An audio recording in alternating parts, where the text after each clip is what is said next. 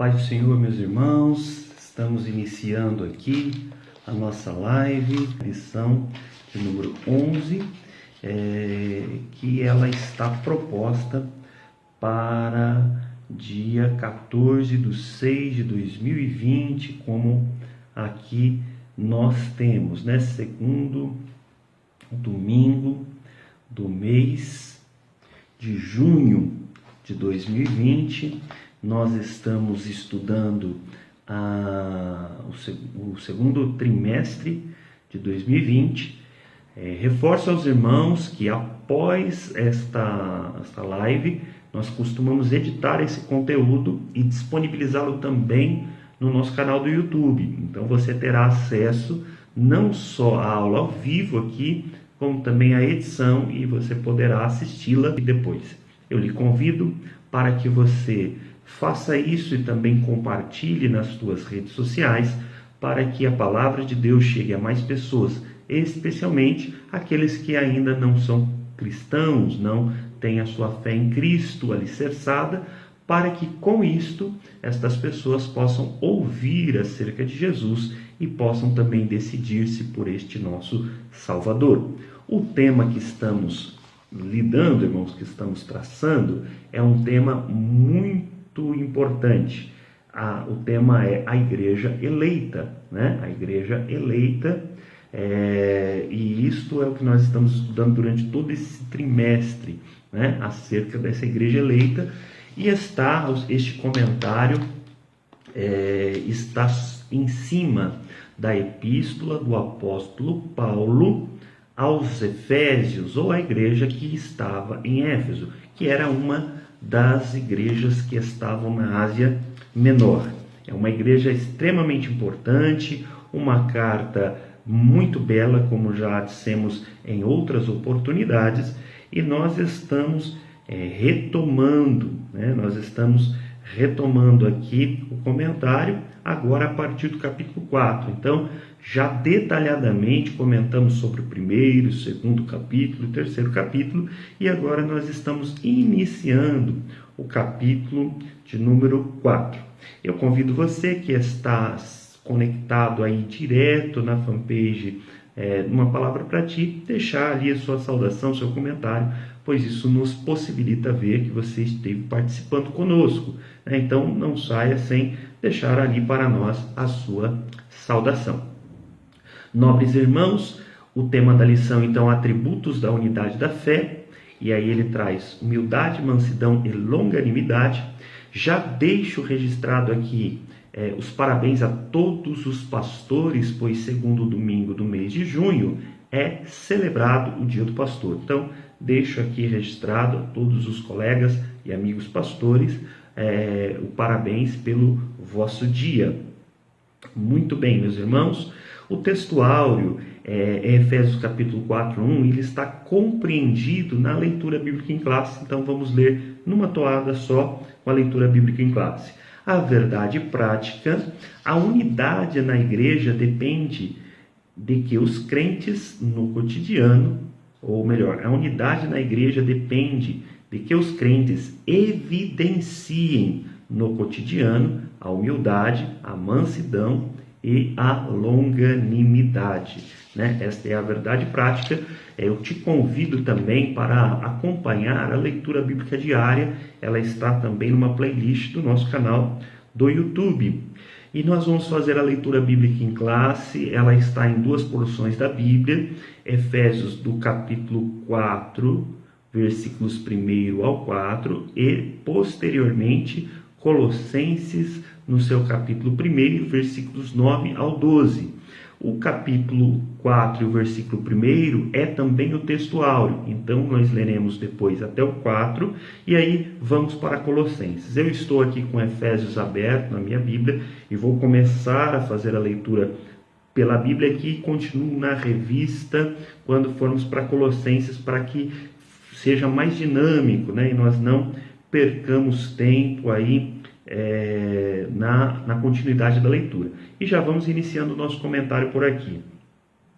Então nos diz as Sagradas Escrituras: Rogo-vos, pois, eu, o preso do Senhor, que andeis como é digno da vocação com que foste chamados, e com toda a humildade e mansidão, com longanimidade, suportando-vos uns aos outros em amor, procurando guardar a unidade do Espírito pelo vínculo da paz. Há um só corpo e um só Espírito, como também fostes chamados em uma só esperança da vossa vocação. Vamos a Colossenses, então, capítulo de número 1, versículo 9. Porque, por esta razão, nós também, desde o dia em que ouvimos, não cessamos de orar por vós e de pedir que sejais cheios do conhecimento da sua vontade e em toda sabedoria e inteligência espiritual, para que possais andar dignamente diante do Senhor, agradando-lhe em tudo, frutificando em toda a boa obra e crescendo no conhecimento de Deus, corroborados em toda a fortaleza, segundo a força da sua glória, em toda a paciência e longanimidade, com gozo, dando graças ao Pai que nos fez idôneos para participar da herança dos santos. Muito bem, meus irmãos. Então aqui a palavra-chave, e o objetivo aqui, tanto do apóstolo quando escreve a carta, como é trazido também pelo nosso amado pastor Douglas Baptista, que é o autor deste comentário, desta revista, nós veremos, irmãos, que o objetivo era acerca da unidade, a igreja vivendo como uma unidade.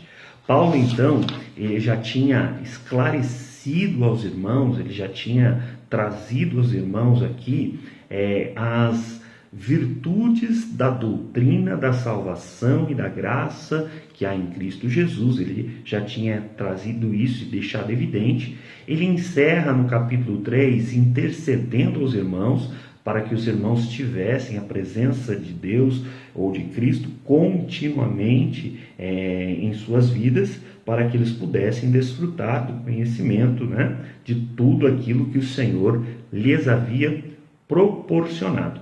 Agora, então, nós estamos, irmãos, diante da continuidade do apóstolo, e quando nós lemos o comentário do nosso irmão Irsby, nós vamos verificar que ele traz para nós a seguinte reflexão, Ele traz para nós que as cartas de Paulo sempre são balanceadas entre a doutrina e o dever, ou seja, aquilo que nós precisamos conhecer e aquilo que nós precisamos praticar, aquilo que o conhecimento daquilo que o Senhor fez, o que o Senhor ordenou, e também da prática, Então ele traz esse conceito para nós. E ele diz que aos Efésios, a carta aos Efésios, ela traz esse balanço de forma muito, muito evidente, a ponto de colocar para nós até o capítulo 3 aqui, doutrinas, e depois ir trazendo aqui as práticas, E a partir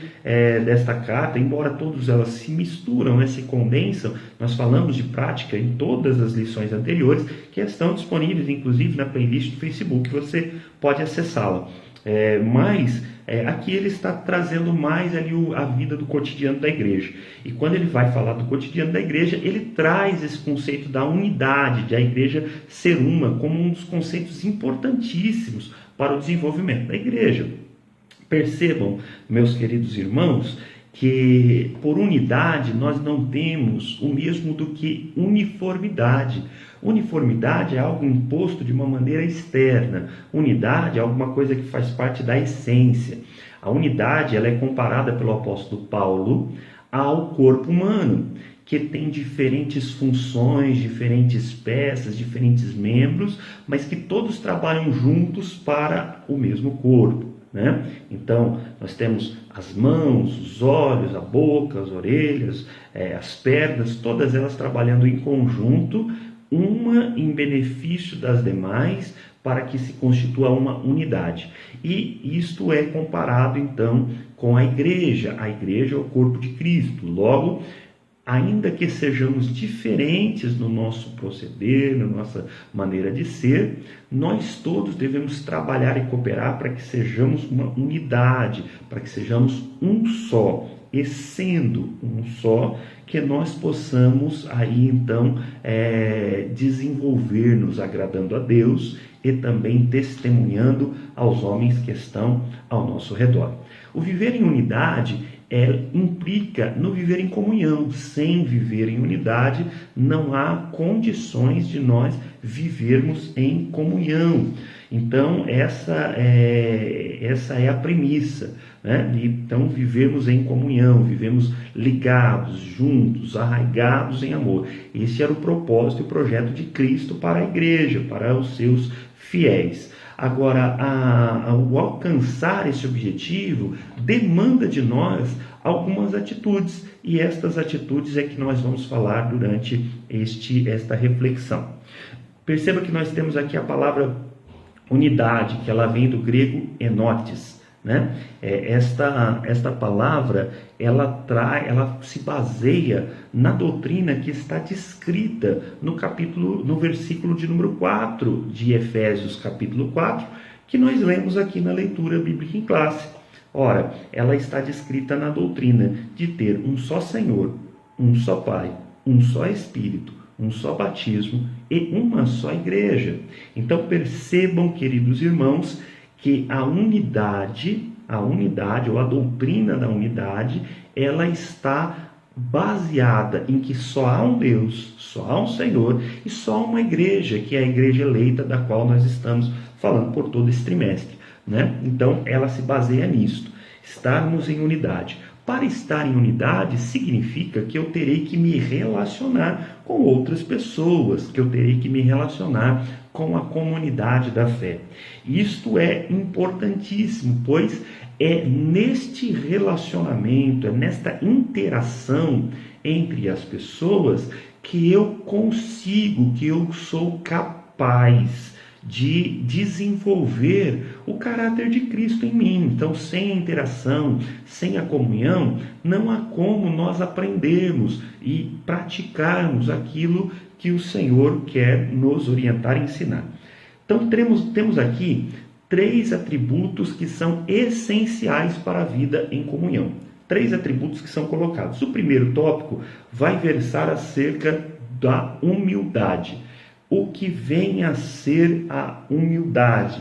O que nós podemos dizer acerca dela? Então, a humildade é a capacidade de atentar não somente para aquilo que é nosso, mas também para aquilo que é do outro, como a própria Escritura nos diz, atentando e olhando para o outro e considerando o outro como superior a nós mesmos. Isto é humildade. A humildade é o reconhecimento de que eu não sou melhor do que os outros, eu não sou mais importante do que os outros.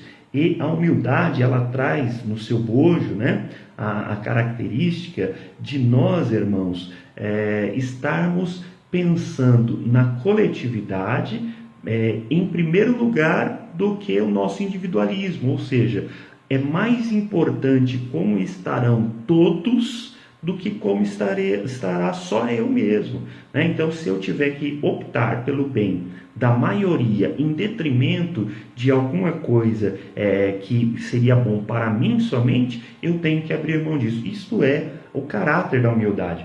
Vale a pena dizer, irmãos, que no tempo para o qual o apóstolo estava vivendo e pregando, a humildade aos pagãos, ela não era considerada uma virtude. Não, muito pelo contrário. A humildade, ela era considerada uma fraqueza de caráter. Ela era considerado que as pessoas que eram humildes eram pessoas fracas, eram pessoas de um caráter fraco, sem amor próprio. Então eram pessoas desprezíveis e desprezadas. Uma coisa que nós precisamos deixar bem claro é que o nosso português ele tem uma vasta quantidade de significados, às vezes, para uma mesma palavra. E às vezes nós confundimos a questão do ser humilde com a questão de condições humildes.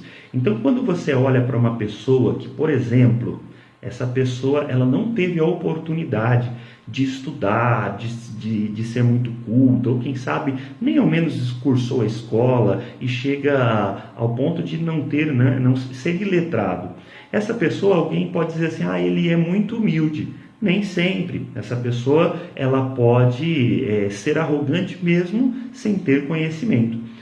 Ela pode ser chamada, olha, ele é de condição humilde na área intelectual. E aí está certo. A sua condição é humilde. Não significa que ele tenha humildade como virtude. E às vezes nós comparamos o mesmo quando falamos em relação a patrimônio e bens financeiros. Uma pessoa que é muito pobre, a gente fala assim, olha, coitado, olha a roupa dele, né? Olha como ele é humilde.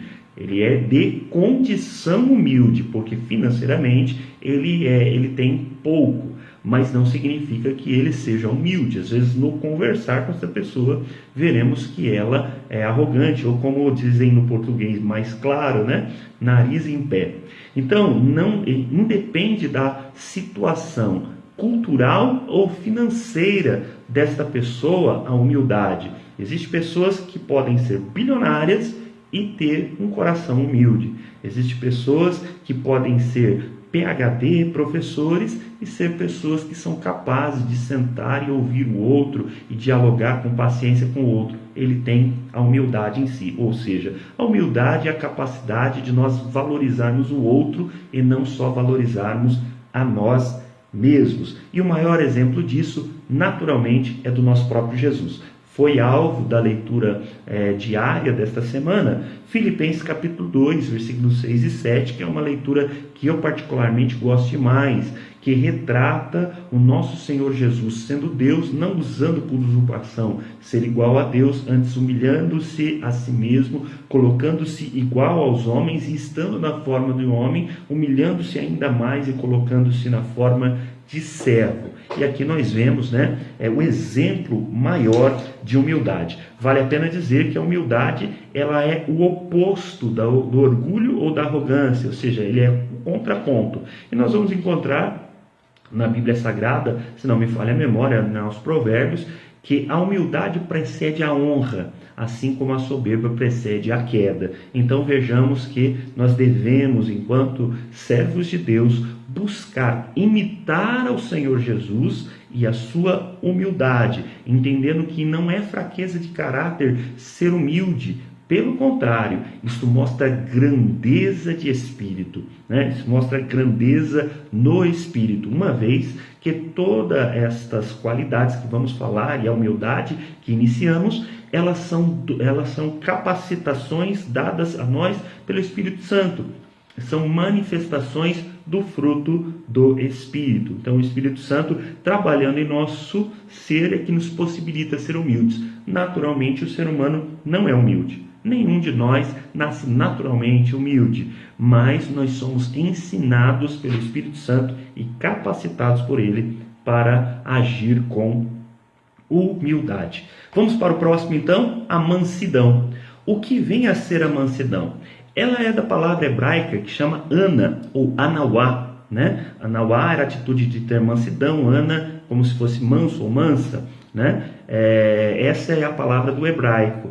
Ela tinha o significado de inclinar-se, condescender-se, ou também estava atrelada à clemência que Deus tinha, ou seja, Deus suportava as nossas imperfeições dentro da sua paciência, que é atrelada à mansidão. Nós vamos ver aqui do grego, esse termo no grego, mansidão, é cherestote, e ela era muito confundida pelos pagãos com o próprio Christus, né? Que era o nome de Cristo. E isto é interessante, pois realmente o caráter de Cristo mostra um caráter manso.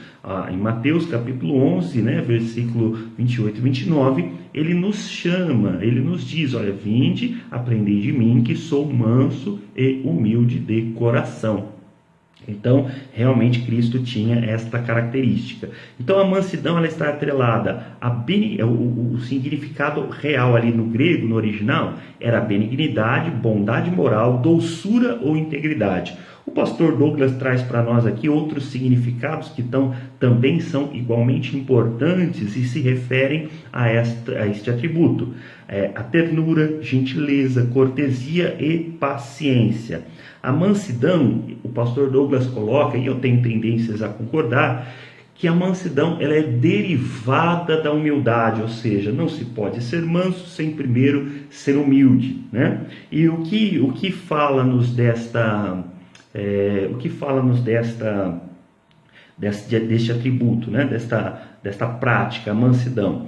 Ele traz para nós aí a capacidade de nós não sermos provocáveis, de nós não reagirmos no calor do momento, mas de nós sermos ponderados, termos controle e domínio próprio, do homem não revidar quando atacado ou quando provocado. Irmãos, embora alguém pode dizer que atribuir até a pessoa que age com mansidão, essa pessoa é covarde, essa pessoa tem sangue de barata, como alguns podem dizer aí, a mansidão, ela é algo dificílimo de se alcançar, porque a pessoa precisa ter um controle próprio, um domínio próprio muito grande. Perceba nas palavras de Jesus, quando ele diz assim, olha, se alguém lhes bofetear um lado da face, ofereça-lhe o outro também. Irmãos, imagina quão difícil é, né, a pessoa ter tal controle próprio para fazer isso, né, para tomar esta atitude de oferecer a outra face sem revidar, né, sem dar o troco, como nós ouvimos muito ser dito aí. Isto é a qualidade da mansidão, isto é o atributo da mansidão. E ele é muito desejável para que os cristãos manifestem.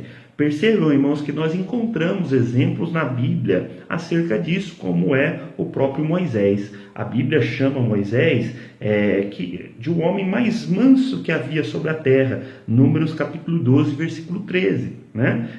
Porque Moisés suportou muitas coisas do povo que ele estava conduzindo pelo deserto sem jamais revidar. Perceba que Moisés não era tão manso assim antes de ser vocacionado por Deus, uma vez que enquanto estava no Egito, ele ali agrediu um egípcio e tirou-lhe a vida. Mas após ir para o deserto, ser tratado por Deus, ele torna-se capaz de uma mansidão que não era dele, né? Mas era o desenvolvimento do Espírito Santo em seu interior. Então nós reforçamos dizer que estes atributos são a manifestação do fruto do Espírito em nós. Então é importante que nós tenhamos aí o nosso coração abertos e voltados a buscar o Espírito Santo, pois é Ele, sem dúvida alguma, que proporciona que nós venhamos conseguir desenvolver tais atributos. Não precisamos dizer, né, mas já dissemos a verdade, é que Jesus também é outro exemplo que nós temos de mansidão. Lembra que como um cordeiro mudo, ele foi levado diante dos seus acusadores e não abriu a sua boca, não revidou esse domínio próprio. Naturalmente, a pessoa que ela tem esse atributo da mansidão é uma pessoa que ela é facilmente conciliadora, ela é uma pessoa que ela é tratável. As pessoas gostam de estar na presença de alguém assim, porque é uma pessoa que não vai ter atitudes impensadas, levianas e irrefletidas. Não, é uma pessoa que ela pondera, ela pensa, ela medita, ela refreia os seus ímpetos, então ela é uma pessoa tratável, pronta, né, a se reconciliar com os outros, né? Então pronta a estar ali suportando alguém que lhe fere de uma maneira controlada, comedida, com domínio próprio. Esta é uma virtude essencial para a vida em comunidade. E então nós vamos para o terceiro tópico, que vai falar sobre a longanimidade. E eu achei interessante, porque o termo, né, longânimo, ele vem do hebraico erek alf, que significa nariz longo, né? Fala do fôlego longo. A pessoa que é considerada uma pessoa iracunda, uma pessoa irada, uma pessoa irritada, perceba que ela tem uma respiração num ritmo acelerado. né? E aí a pessoa que ela é considerada mais paciente, mais tranquila, mais calma, ela tem o fôlego mais longo, respira com mais calma, né? Ela respira de uma maneira mais pausada. Então o longo ânimo ele vem exatamente desse controle da respiração. Quem já assistiu desenho animado como eu na infância, né, vai lembrar aí de muitas vezes alguém falando para o outro controlar a raiva, controlar o momento, fazendo o quê? Conte até 10, né? E nesse contar até 10 a pessoa ia controlando a sua respiração, ia voltando ao seu estado natural de calma. A palavra longânimo ela também traz o sentido de longo ânimo, a pessoa que não perde o seu ânimo facilmente, ou a pessoa que, no nosso português mais rasgado, né? No coloquial, no popular, a pessoa que não tem o pavio curto, mas ao contrário, ela tem o pavio longo. E isto é uma característica do nosso próprio Deus. O pastor Douglas traz para nós aqui as seguintes palavras, né? Trazendo essa reflexão: paciência, tolerância, a constância, né? E ele coloca para nós o seguinte, que a pessoa que ela é longânima, ela tem a capacidade de tolerar os outros, de ser pacientes com os outros. Algumas pessoas elas costumam dizer assim, olha, e talvez seja muito comum você já ter ouvido: eu sou crente, mas não sou tonta, né? Eu sou crente, mas não sou bobo, né? Ou algumas pessoas falam assim, olha, não mexe comigo não, porque eu sou bonzinho enquanto não mexe comigo. Aí é fácil, né, irmãos? Mas é realmente quando nós somos colocados em situações conflituosas que nós vamos testar se nós realmente temos desenvolvido pelo Espírito Santo em nós essa atitude da mansidão. Lembrando que ela também é um dos aspectos do fruto do Espírito, que está descrito em Gálatas, capítulo de número 5, e você pode fazer a leitura, e eu recomendo que faça, para que você veja lá os aspectos, iniciando pelo amor, né? Que o amor nada mais é que o nosso próprio Deus. Nosso próprio Deus é amor, como diz o apóstolo João em sua epístola. Então nós percebemos que o amor inicia e ali demonstra todos os demais aspectos do fruto do Espírito, que se dividem em 9. Alguns estudiosos vão dizer que é como se fosse 9 gomos do mesmo fruto, né? 9 gomos do mesmo fruto. Mas ali tem lá, dentre eles, a mansidão e a longanimidade, o ser longânimo. Então, o nosso Deus, ele também é descrito com longanimidade. Nosso Deus, ele é tardio em irar-se. Nosso Deus tem longo ânimo para conosco. Se não fosse assim, nós já teríamos perecido todos nós, porque nós todos damos motivo para o nosso Deus se irar conosco diariamente. Todos os dias nós damos motivo para o nosso Deus se irar conosco. Mas o nosso Deus, debaixo de sua longanimidade, Paulo aos Romanos, ele vai dizer assim, olha, que Deus suportou os vasos da ira para demonstrar, né, a sua bondade nos vasos de misericórdia. Ou seja, Deus suporta aqueles que provocam-lhe a ira para demonstrar as grandezas da sua misericórdia. Isso é a longanimidade de Deus. Algumas pessoas até costumam dizer assim, ó, Deus dá corda, né, para a pessoa, Deus dá tempo para a pessoa para que ela possa se arrepender. Isso fala da longanimidade de Deus. Agora, se Deus é assim para comigo, como eu devo ser para com os outros? Na oração do Pai Nosso, lá registrada em Mateus capítulo 6, nós vamos observar que uma das partes da oração, ela fala justamente sobre perdoa as nossas dívidas, assim como nós perdoamos àqueles que têm nos ofendido. Ou seja, da mesma maneira que eu demonstro longanimidade, demonstre longanimidade para comigo. Eu estou dizendo isso na oração. Então, se eu oro Pai Nosso, eu preciso entender que se eu oro Pai Nosso e não perdoo, e não sou longânimo, e não sou tolerante para com as pessoas, eu estou dizendo para Deus não ser comigo. Então nós precisamos rever isso e com urgência, né? Suportar uns aos outros aqui, que é o subtópico 2 desse último tópico, fala-nos, né? Instrui-nos acerca da importância de nós termos a longanimidade, bem como a mansidão que já foi falada, e também a humildade, para nós suportarmos aos outros, né? Em amor. Quando Paulo fala de suportar, lembre-se, os irmãos, que isto naturalmente está implícito, que nós seremos levados para situações que nos provocam. Haverão irmãos que vão nos provocar, seja com a maledicência, seja realmente sendo indecorosos e ríspidos para conosco. Haverá sim situações na comunidade da fé, especialmente por aqueles irmãos que ainda não foram tratados pelo Espírito e não detêm esses atributos. Ou ainda outros que detêm, mas que vacilaram, escorregaram e descuidaram-se. E aí acabaram a tomar atitudes que façam com que nós sejamos irritados por eles. Mas nós devemos buscar o Espírito e a longanimidade para suportar esses irmãos, querendo o bem do corpo, a paz e a comunhão de toda a igreja. Este deve ser o nosso objetivo principal. Meus irmãos, o horário já se estendeu bastante, então quero ler a conclusão aqui juntamente com os irmãos. Vimos o convite de Paulo aos crentes para um viver digno de uma perfeita unidade.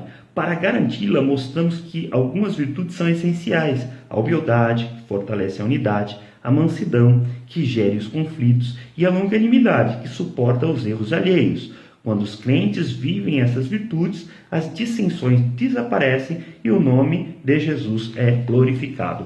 Lembra que há uma conclamação do apóstolo, meus irmãos, há uma conclamação do apóstolo para que nós vivemos de maneira que é digna da nossa vocação. Ou seja, né, se somos crentes, se somos chamados por Deus, devemos viver de uma maneira que seja digna, né, deste nosso comportamento. Irmãos, eu quero ser grato a Deus por muitos irmãos que passaram por aqui por nós, né, alguns ainda aqui estão, e eu quero convidá-lo também para o culto da noite. Hoje na nossa sede nós temos será realizado 2 cultos, né, ali, para que os irmãos possam se dividir e não se aglomerar. Então, às 18h30, inicia um culto, termina por volta das 19h30, e depois às 20 horas inicia um outro que vai até as 9 horas. Estarei lá, querendo Deus, ministrando uma palavra nessa noite, nossa sede, no culto do primeiro horário, né, às 18h30. Convido você para participar conosco, se não possível presencialmente, faça-o pelas redes sociais. Agradeço a irmã Sandra, a professora Sandra, aí da cidade de São Carlos. Deus abençoe, é um prazer tê-la conosco. Também a irmã Liliane, que Deus abençoe muito, viu? É um prazer tê-la aqui. A irmã Liliane é assídua, desde que começamos a fazer a live, ela sempre está presente. Agradeço também a irmã Marli Ferraz, Deus abençoe muito, viu, irmã Marli, pela tua presença, é o carinho de vocês que nos ajuda a continuar fazendo esse trabalho. Agradeço também ao nosso irmão Ronaldo, nobre vereador ali de Reginópolis, um amigo especial que temos, e também a sua esposa, a irmã Thalita, e seus filhos, que Deus continue abençoando sempre.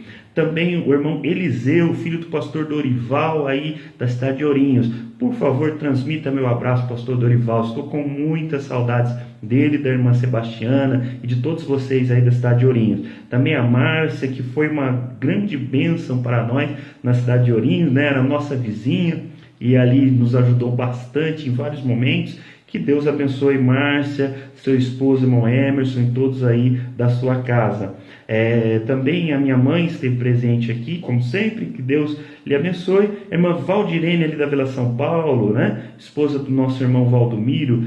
Leve meu abraço ao teu esposo, que Deus abençoe vocês. Também o irmão Ivair esteve participando aqui conosco. Deus abençoe, nobre irmão, que Deus continue te abençoando. A irmã Osana, ali da cidade de São Carlos, e o nobre pastor Pavan, né, que esteve nos acompanhando aqui.